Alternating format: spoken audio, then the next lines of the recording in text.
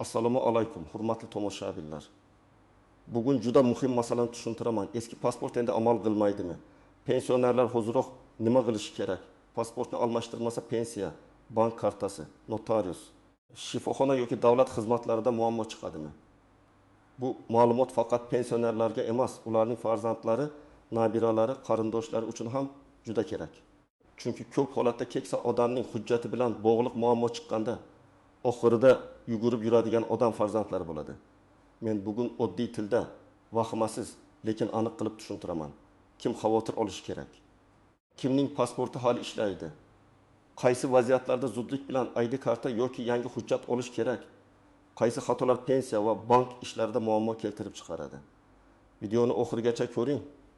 Chunki ayrim mayda ko'ringan nuanslar pensionerlar uchun juda katta muammoga aylanishi mumkin. Hozirning o'zida kanalga obuna bo'ling, videoga like bosing, chunki bunday huquqiy va amaliy ma'lumotlar ko'pchilikka kerak bo'ladi. Avvalo, eng ko'p beriladigan savolga javob beraman. Eski pasport butunlay bekor bo'ldimi? Bu savolga bitta jumla bilan javob berish qiyin. Chunki eski pasport deganda odamlar turli hujjatlarni nazarda tutadi.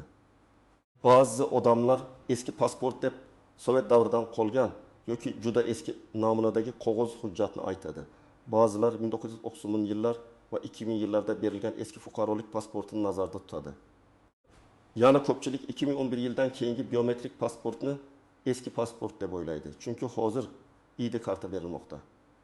Shuning uchun birinchi qo'yda hujjatingizning nomiga, berilgan sanasiga va amal qilish muddatiga qarash kerak. Oldin qanday edi? Oldin fuqarolarda ichki hujjat sifatida pasport bo'lgan. Shu pasport bilan bankka borilgan, pensiya olingan, notariusga kirilgan, shifoxonada ro'yxatdan o'tilgan, propiska yoki ro'yxatga olish ishlari qilingan. Keyin biometrik pasport tizimi joriy qilindi. Undan keyin esa bosqichma-bosqich ID karta tizimi kiritildi. ID karta hozir ichki shaxsni tasdiqlovchi asosiy hujjatlardan biri hisoblanadi. Lekin bu hamma eski pasportlar bir kunda yaroqsiz bo'lib qoldi degani emas. Asosiy masala shundaki, hujjatingizning amal qilish muddati tugaganmi? U qonunda belgilangan talablarga mos keladimi? Undagi ma'lumotlar sizning hozirgi ma'lumotlaringizga to'g'ri keladimi? Va siz uni qaysi ish uchun ishlatyapsiz? Masalan, bir pensioner otaxonning pasporti 2003 yilda berilgan, amal qilish muddati 2023 yilda tugagan. U kishi, men shu pasport bilan 10 yil pensiya oldim, nega endi bo'lmaydi deb o'ylaydi. Sababi oddiy, hujjatning muddati tugagan bo'lsa, u shaxsni tasdiqlash uchun to'liq qabul qilinmasligi mumkin. Bank xodimi notarius, davlat xizmatlari markazi yoki migratsiya bo'limi muddati o'tgan hujjat asosida xizmat ko'rsatishni rad qilishi mumkin. Yana bir misol, onaxonning biometrik pasporti bor, muddati 2028 yilgacha. U kishi eshitib qolgan. Endi faqat ID karta bo'larkan, pasport o'tmas ekan. Bu yerda vahimaga tushish shart emas. Agar pasport muddati amalda bo'lsa, undagi ma'lumotlar to'g'ri bo'lsa, u har ko'p holatda ishlatilishi mumkin. Lekin ayrim xizmatlar ID karta talab qilishi yoki yangilangan ma'lumotlar bazasi bilan moslikni so'rashi mumkin. Shuning uchun eng to'g'ri yo'l hujjatni oldindan tekshirdirish va zarurat bo'lsa almashtirish. Endi asosiy qismga o'tamiz. Men pensionerlar va ularning yaqinlari uchun guruhlarga bo'lib tushuntiraman. Birinchi guruh pasportining amal qilish muddati tugagan pensionerlar. Mana shu guruh eng avvalo harakat qilishi kerak. Agar pasportdagi amal qilish muddati tugagan bo'lsa, bank kartangiz ishlayotgan bo'lsa ham, pensiyangiz tushayotgan bo'lsa ham, bu muammo yo'q degani emas. Bugun karta ishlaydi, ertaga bank identifikatsiya talab qiladi. Bugun dorixonada yoki poliklinikada muammo bo'lmaydi. Ertaga elektron tizim hujjat muddatini ko'rib xizmatni to'xtatishi mumkin. Masalan, 68 yoshli pensioner akamizning pasport muddati 2022 yilda tugagan. U kishi pensiyani plastik kartaga oladi. Har oy pul tushadi. U bankomatdan yechib oladi. Bir kuni karta muddati tugaydi. Yangi karta olish uchun bankka boradi. Bank xodimi shaxsni tasdiqlovchi amaldagi hujjat so'raydi. Pasport muddati o'tgan bo'lgani uchun yangi karta berish jarayoni cho'ziladi. Oqibatda pensioner o'z pulini vaqtida ola olmaydi. Muammo pensiya to'xtatilganda emas, hujjat yangilanmaganda bo'ladi. Ikkinchi guruh pasporti yo'qolgan, yirtilgan, rasm yoki ma'lumotlari aniq ko'rinmaydigan pensionerlar. Keksa odamlar ko'pincha hujjatni yillar davomida sumkada, cho'ntakda, eski papkada olib yuradi. pasportning sahifasi yirtilgan bo'lishi, muhr xiralashgan bo'lishi, rasm bilan hozirgi ko'rinish juda farq qilishi mumkin. Bunday holatda hujjat bor-ku deb beparvo bo'lmang. Hujjat bor, lekin undan foydalanishda muammo chiqishi mumkin. Masalan, 25 yoshli onaxon notariusga borib, nabirasiga ishonchnoma bermoqchi. Notarius pasportini ko'radi, lekin rasm juda eski, yozuvlar xira, ayrim sahifa yirtilgan. Notarius shubha qilsa yoki hujjat talabga javob bermasa, ishonchnoma rasmiylashtirilmaydi. Bu onaxon uchun vaqt, yo'l, asab, ba'zan pul sarfi degani. Agar oldindan ID karta olinganida muammo bo'lmas edi. 3-guruh familiyasi, ismi, otasining ismi, tug'ilgan sanasi yoki yashash manzili bilan bog'liq ma'lumotlar bazalarda turlicha ko'rinadigan pensionerlar bu juda ko'p uchraydi. Ayniqsa eski hujjatlarda o'zbekcha, ruscha, lotincha yozilish farqlari bo'ladi.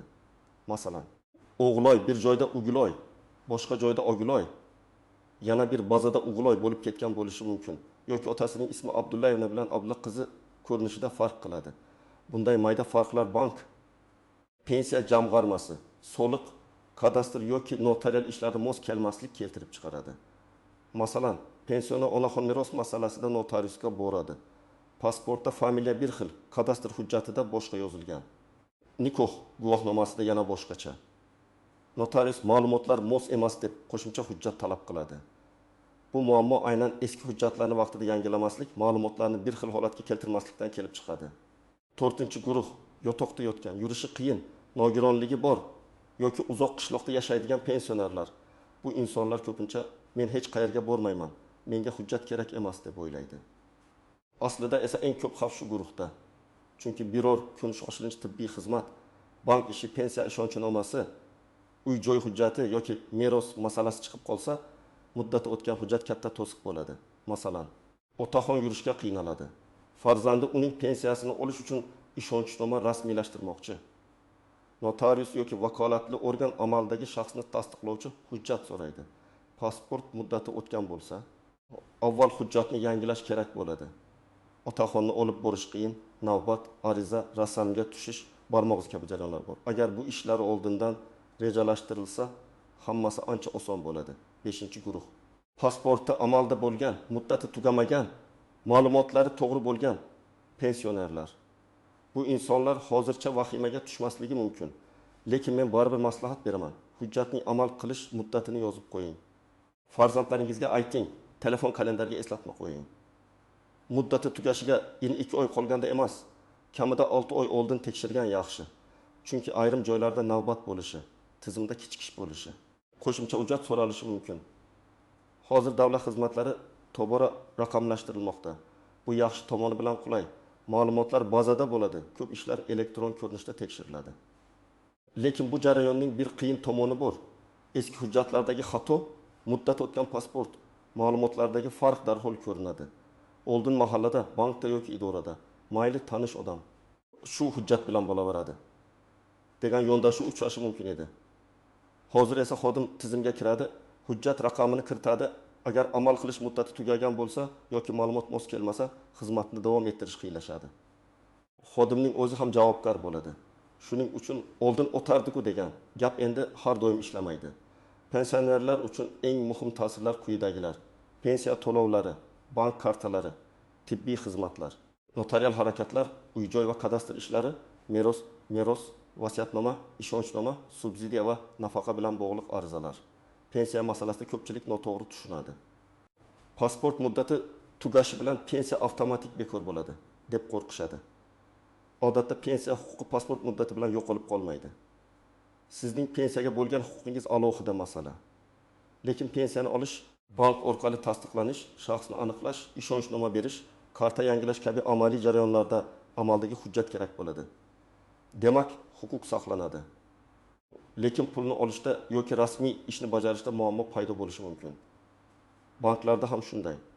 Banklar mijozni identifikatsiya qiladi. Agar hujjat muddati o'tgan bo'lsa, bank yangi operatsiyalarni cheklashi mumkin. Yangi karta bermasligi, yirik pul yeyishda qo'shimcha tekshiruv so'rashi, kredit yoki omonat bilan bog'liq xizmatni to'xtatishi mumkin. Ayniqsa, pensionerning kartasi muddati tugayotgan bo'lsa, hujjat masalasini oldindan hal qilish kerak. Notariusda esa talablar yanada qat'iy. Chunki notarius shaxsni aniq tasdiqlashi shart. Uy sotish, meros olish, hadya shartnomasi, ishonchnoma, vasiyatnoma kabi ishlar oddiy ish emas. Birgina xato keyin sudga sabab bo'lishi mumkin. Shuning uchun notarius muddati o'tgan yoki shubhali hujjat bilan ishlashni istamasligi tabiiy. Endi eng muhim nozik nuanslarga o'tamiz. Birinchi nuans. Xorijga chiqish pasporti va ichki ID karta yoki fuqarolik pasportini adashtirmang. Ba'zi pensionerlar menda zagranipasport bor, demak hammasi joyida deb o'ylaydi. Xorijga chiqish pasporti boshqa maqsad uchun beriladi. U ayrim holatlarda shaxsni tasdiqlashi mumkin. Lekin ichki davlat xizmatlarida har doim ham asosiy hujjat sifatida qabul qilinmasligi mumkin. Shuning uchun ichki hujjatingiz, ya'ni ID karta yoki amaldagi pasport masalasini alohida tekshiring. Ikkinchi nuans, doimiy yashash manzili. Pensioner ko'p yildan beri bir joyda yashayotgan bo'lishi mumkin, lekin hujjatda eski manzil qolgan bo'ladi. Farzandinikida yashaydi, lekin ro'yxatda boshqa tumanda turadi. Bu pensiya, poliklinika, mahalla yordami, ijtimoiy xizmatlar yoki uy-joy masalasida muammo keltirishi mumkin. Hujjat almashtirayotganda yashash manzili va ro'yxat ma'lumotlarini ham tekshirtiring. Uchinchi nuans, familiya o'zgargan ayollar. Ko'p onaxonlar turmushga chiqqanidan keyin familiyasi o'zgargan, lekin eski hujjatlarda. Mehnat daftarchasida, nikoh guvohnomasida, bolalarning tug'ilganlik guvohnomasida turli yozilishlar bor. Pensiya tayinlashda yoki meros masalasida bu farqlar qiyinchilik tug'diradi. Agar ID karta olayotgan bo'lsangiz, barcha asosiy hujjatlaringizdagi yozuvlarni solishtirib chiqing. To'rtinchi nuans, tug'ilgan sana va joydagi xatolar. Masalan, pasportda tug'ilgan sana enek mart tug'ilganlik guvohnomasida 10-mart bo'lishi mumkin. Yoki tug'ilgan joyi eski tuman nomi bilan, bazada yangi nom bilan yurishi mumkin. Bunday holatlarda xodimlar qo'shimcha ma'lumotnoma yoki sud tartibida aniqlashtirish talab qilishi ehtimoli bor. Shu sababli keyin ko'ramiz deb yurish emas, oldindan tekshirtirish kerak. 5-nuans, yoshi katta insonlarning biometrik ma'lumotlari. ID karta olishda rasmga tushish, imzo. Ayrim hollarda barmoq izi kabi jarayonlar bo'ladi. Keksa insonning barmoq izi yaxshi olinmasligi, imzo qo'yishga qiynalishi, ko'zi yaxshi ko'rmasligi mumkin. Bunday holatlarda xodimlarga holatni tushuntirish kerak. Zarur bo'lsa, farzandi yoki ishonchli yaqini hamrohlik qilgani yaxshi. Lekin hamrohlik qilayotgan odam pensionerning o'rniga noto'g'ri ma'lumot bermasligi, hujjatga o'zi imzo qo'yib yubormasligi kerak. Hamma narsa qonuniy bo'lishi shart. 6-nuans, uyga borib xizmat ko'rsatish imkoniyatlari. Har doim ham hamma joyda bir xil tartib bo'lmasligi mumkin, lekin yotoqda yotgan, nogironligi bor yoki harakatlanishi cheklangan odamlar bo'yicha vakolatli organlarga murojaat qilib, alohida tartibda yordam so'rash mumkin. Buning uchun mahalla tuman migratsiya va fuqarolikni rasmiylashtirish bo'limi, davlat xizmatlari markazi yoki tegishli ijtimoiy xizmat xodimlari bilan maslahatlashish kerak. Olib bora olmaymiz, demak bo'lmaydi deb o'tirib qolmang. 7-nuans, jarima masalasi. Ba'zi holatlarda hujjatni o'z vaqtida almashtirmaslik, muddat o'tgan hujjat bilan yurish yoki qonunda belgilangan majburiyatlarni bajarmaslik ma'muriy javobgarlikka sabab bo'lishi mumkin. Men bu yerda har bir vaziyatga bitta umumiy javob bermayman. Chunki holatga qarab farq qiladi. Lekin shuni biling, hujjatni vaqtida yangilash faqat qulaylik emas, ba'zan jarima xavfini ham kamaytiradi. 8-nuans, firibgarlardan ehtiyot bo'ling. Hujjat almashtirish mavzusi chiqqanda ayrim odamlar men tezlashtirib beraman, navbatsiz qilib beraman, pensionerlarga maxsus yo'l bor, pul bersangiz bo'ldi deb chiqadi. Rasmiy to'lovlardan tashqari hech kimga pul bermang. Hujjatni faqat vakolatli organlar orqali rasmiylashtiring. Agar kimdir sizdan pasportning aslini olib qolmoqchi bo'lsa, telefoningizga kelgan kodni so'rasa, bank kartangiz ma'lumotlarini so'rasa, darhol shubhalaning. Hujjat yangilash bahonasida bank kartasidan pul yechib olish holatlari ham uchrab turadi. Endi amaliy qadamlarni aniq aytaman. 1-qadam. Uydagi hujjatlarni toping va tekshiring. Pasport yoki ID kartani qo'lga oling. Berilgan sanasini, amal qilish muddatini, familiya ismi, otasining ismini, tug'ilgan sanani, yashash manzilini ko'ring. Agar ko'zingiz yaxshi ko'rmasa, farzandingizdan yoki ishonchli odamdan yordam so'rang. Lekin hujjatni begona odamga berib yubormang. 2-qadam, amal qilish muddatini alohida yozib qo'ying. Masalan, pasport muddati 2026 yil 25 mayda tugaydi deb daftar yoki telefoningizga yozing. Agar muddati tugagan bo'lsa, bugunoq harakatni boshlang. Agar 3-6 oy ichida tugasa ham kutmang. Chunki hujjat tayyor bo'lishi, navbatga yozilish. Qo'shimcha ma'lumotlarni aniqlashtirish vaqt olishi mumkin. 3-qadam, qaysi organga murojaat qilishni aniqlang. Odatda shaxsni tasdiqlovchi hujjatlarni rasmiylashtirish bo'yicha migratsiya va fuqarolikni rasmiylashtirish bo'limlari hamda davlat xizmatlari markazlari orqali ish qilinadi. Hududingizda qaysi tartib amalda ekanini oldindan telefon orqali yoki mahalla orqali so'rab bilib oling. Ba'zi xizmatlar My Togakapus yoki boshqa elektron tizimlar orqali navbat olish imkonini berishi mumkin. Agar internetdan foydalanmasangiz, farzandingizdan yordam so'rang. 4-qadam. Kerakli hujjatlarni tayyorlang. Odatda eski pasport yoki mavjud ID hujjat, tug'ilganlik haqidagi ma'lumotlar, nikoh yoki ajrim guvohnomasi, familiya o'zgarganini tasdiqlovchi hujjatlar, doimiy yashash manzili bo'yicha ma'lumotlar kerak bo'lishi mumkin. Har bir holatda ro'yxat farq qilishi mumkin. Shuning uchun borishdan oldin aniq ro'yxatni so'rang. Agar pasport yo'qolgan bo'lsa, yo'qolganligi bo'yicha alohida tartib bo'ladi. Agar hujjat yaroqsiz holga kelgan bo'lsa, uni ham olib boring. 5-qadam. Bank va pensiya masalasini ham tekshiring. Agar pensiyani bank kartaga olsangiz, kartaning amal qilish muddatini ham ko'ring. Ko'p odam faqat pasport muddatini tekshiradi, lekin kartaning muddati tugayotganini unutadi. Agar karta 2025 yil dekabrda tugasa, banka oldindan borib, yangi karta olish shartlarini so'rang. Bank sizdan amaldagi hujjat talab qiladi. Demak, pasport yoki ID karta masalasini bank kartasidan oldin hal qilish kerak bo'lishi mumkin. 6-qadam. Agar pensionerning o'zi bora olmasa, oldindan maslahat oling. Mahallaga boring, tuman bo'limiga qo'ng'iroq qiling, davlat xizmatlari markazidan so'rang. Onam yotoqda yotadi, pasport muddati tugagan. Qanday tartibda ID karta olamiz deb aniq savol bering. Shifokor ma'lumotnomasi kerakmi? Ariza qanday yoziladi? Vakil bo'lishi mumkinmi? Xodim uyga keladimi? Bularni oldindan biling. Shunda bir necha marta borib kelishning oldi olinadi. 7-qadam, ma'lumotlar mosligini tekshiring. Pasportdagi ism, familiya bilan pensiya hujjatlari, bankdagi ma'lumot, kadastr hujjati. Nikoh guvohnomasi va tug'ilganlik guvohnomasidagi yozuvlarni solishtiring. Agar farq bo'lsa, mayli keyin demang. Ayniqsa uy-joy, meros yoki ishonchnoma ishi bo'lsa, bu farq keyin katta muammoga aylanadi. Zarur bo'lsa, fadya bo'limi, notarius yoki huquqshunosdan maslahat oling. 8-qadam, arizada ma'lumotlarni diqqat bilan tekshiring. ID karta yoki yangi hujjat rasmiylashtirilayotganda xodim kompyuterga ma'lumot kiritadi. Siz yoki sizning farzandingiz ekrandagi ma'lumotlarni o'qib chiqing. Bitta harf xatosi keyin bankda yoki notariusda muammo bo'lishi mumkin. Xodim biladi, beparvo bo'lmang. Ism, familiya, tug'ilgan sana, manzil, jins, fuqarolik kabi ma'lumotlar to'g'ri kiritilganini tekshiring. 9-qadam, rasmiy to'lovni rasmiy yo'l bilan to'lang. To'lov kvitansiyasini saqlab qo'ying. Agar kimdir qo'shimcha pul so'rasa, nima uchunligini so'rang. Tezlashtirib beraman degan gaplarga ishonmang. Ayniqsa pensionerlar ko'pincha ishonuvchan bo'ladi. Farzandlar, iltimos, ota-onangizni yolg'iz yuborsangiz ham ularga oldindan tushuntiring.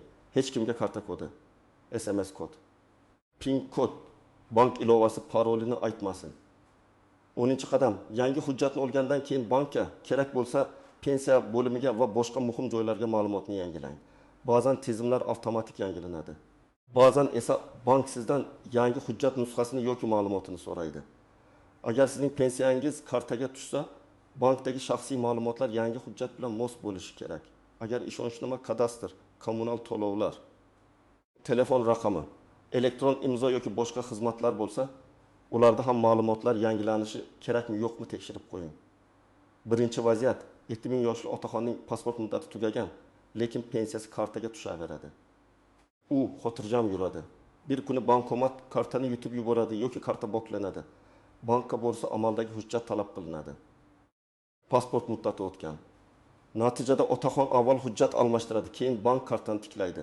Bu vaqt ichida u 10-15 kun pulsiz qolishi mumkin. Agar uyda zaxira pul bo'lmasa, dori olish, oziq-ovqat olish qiyinlashadi. Ikkinchi vaziyat. Onaxon nabirasiga kvartira bo'yicha ishonchnoma bermoqchi.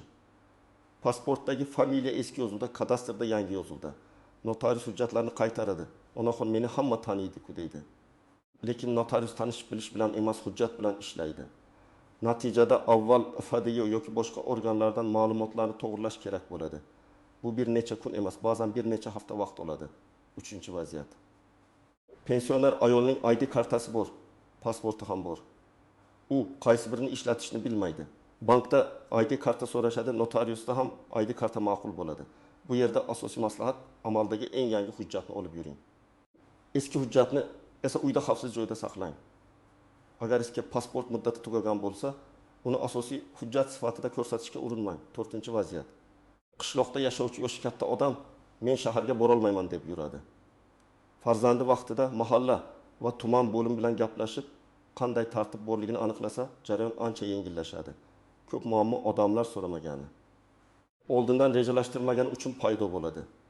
Davlat organiga borib, vaziyatni tushuntirsangiz, kamida qaysi yo'l bilan harakat qilishni aytishadi. Men bu yerda bitta narsani alohida ta'kidlayman. Hujjat masalasida mish-mishlarga ishonmang. Ertadan hamma pasport bekor bo'larkan, pensionerlar pensiyasiz qolarkan, ID karta olmaganlarning kartasi yo'qlarkan degan gaplar ko'pincha odamlarni qo'rqitish uchun tarqaladi. Har bir xabarni rasmiy manbadan tekshiring. Ichki ishlar organlari, davlat xizmatlari markazi, pensiya jamg'armasi, bank yoki hukumat portallaridagi ma'lumotlarga tayaning. Lekin mish-mishlarga ishonmang degani beparvo bo'ling degani emas. Hujjat muddati o'tgan bo'lsa, bu real muammo. Ma'lumotlar mos bo'lmasa, bu real muammo. Pensiona yurishga qiynalsa va hujjatni almashtirishni keyinga sursa, bu ham real muammo. Eng to'g'ri yo'l vahimaga tushmasdan, lekin kechiktirmasdan tekshirish va yangilash. Farzandlarga ham alohida murojaat qilaman. Ota-onangizning hujjatlarini bir marta ko'rib qo'ying. Bu ularning shaxsiy ishiga aralashish emas, bu yordam. Pasport muddati, ID karta bor yo'qligi, bank kartasi muddati, telefon raqam kim nomida, pensiya qaysi bankka tushadi, ishonchnoma kerakmi yo'qmi, bularni bilib qo'ying. Chunki muammo chiqqanda bir kunda hal bo'lmaydi. Ayniqsa yosh katta insonlar navbatda turishi, idora yurishi juda qiyin. Xulosa qilib aytaman. Eski pasport masalasida eng muhim narsa hujjatning turi. Amal qilish muddati va ma'lumotlarning to'g'riligidir. Agar pasport muddati tugagan bo'lsa, uni kechiktirmasdan yangilang. Agar ID karta olish vaqti kelgan bo'lsa, rasmiy tartibda murojaat qiling. Agar pasportingiz amalda bo'lsa ham, muddati qachon tugashini bilib oling. Pensionerlar uchun bu masala pensiya, bank kartasi, notarius, shifoxona, uy-joy va meros ishlari bilan bevosita bog'liq. Bugun uyga borgach yoki hozirning o'zida ota-onangizning, bobo-buvingizning hujjatini tekshiring. Amal qilish muddati, ism, familiya, tug'ilgan sana va manzilni ko'ring. Muammo bo'lsa mahalla, davlat xizmatlari markazi yoki migratsiya bo'limiga murojaat qiling. Hujjatni vaqtida yangilash keyingi katta muammolarning oldini oladi. Sizning hududingizda eski pasport yoki ID karta bo'yicha qanday holatlar bo'lyapti? Bankda, pensiya olishda yoki notariusda muammoga duch kelganmisiz? Izohlarda yozib qoldiring, boshqalar ham tajribangizdan foydalansin. Video foydali bo'lgan bo'lsa, albatta like bosing, kanalga obuna bo'ling va yaqinlaringizga yuboring. Chunki bu ma'lumot ayniqsa pensionerlar uchun bugun emas, hoziroq kerak bo'lishi mumkin.